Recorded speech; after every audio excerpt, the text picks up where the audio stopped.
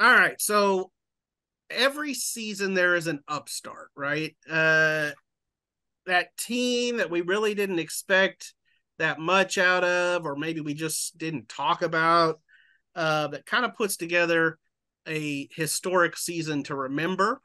I mean, you could say last year that breakout team was University. I mean, certainly, maybe we saw it coming a little bit, but I don't know. Not the way it happened. Not the way it happened. So now we're 2 weeks into this thing. Can you get a handle on who that team might be this season? Who's your choice? I mean, I think I've been very vocal about who that team is for me. Can y'all guess? The Itasca Wampus Cats? Bingo. See, there's my answer. They got a tough match this week. They're playing Frost, who I think if for me it was between Frost and Teague because they both I had like both those. I yeah. like both those picks, and I think that Frost team with Philip Gibson, former Conley assistant, he's doing a good job there. Frost. They got some playmakers, and it looks like their defense is playing well. They had a shutout this past week. Yeah, don't sleep on the Polar Bears. With all due respect to the Frost Polar Bears, that's the first time I think in a long time that somebody's uttered this sentence. They have a tough matchup this week. They play Frost.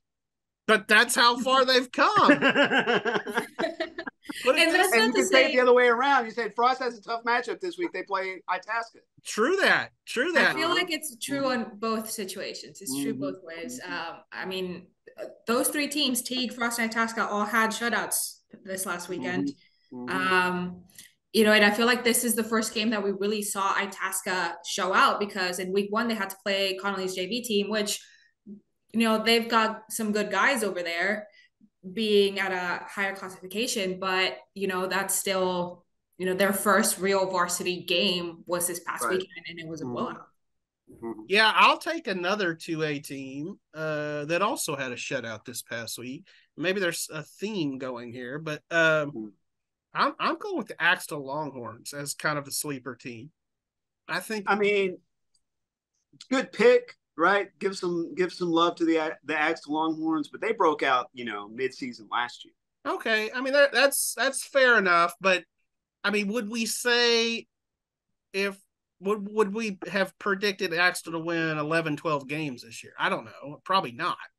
And that's what I'm saying, that they have that kind of potential. Maybe it feels like Craig Horn does some Lou Holtz type, you know, downplaying of his team sometimes, but at the same time, I think he knows that this group has a chance to be pretty special.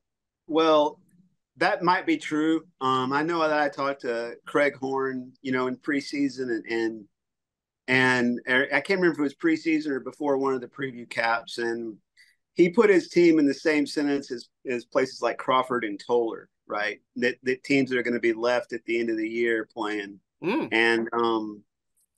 And I think he believes that, and he has reason to believe that, but still maybe a little bit quick to put Axtell in the same sentence as Crawford and Toller. So we had Levi Caraway, a Baylor student, cover Axtell for us last week against Barton, and he was telling me they've got some playmakers, like they've got some legit kids, and the coach's son, Colton Horn, I think is his name.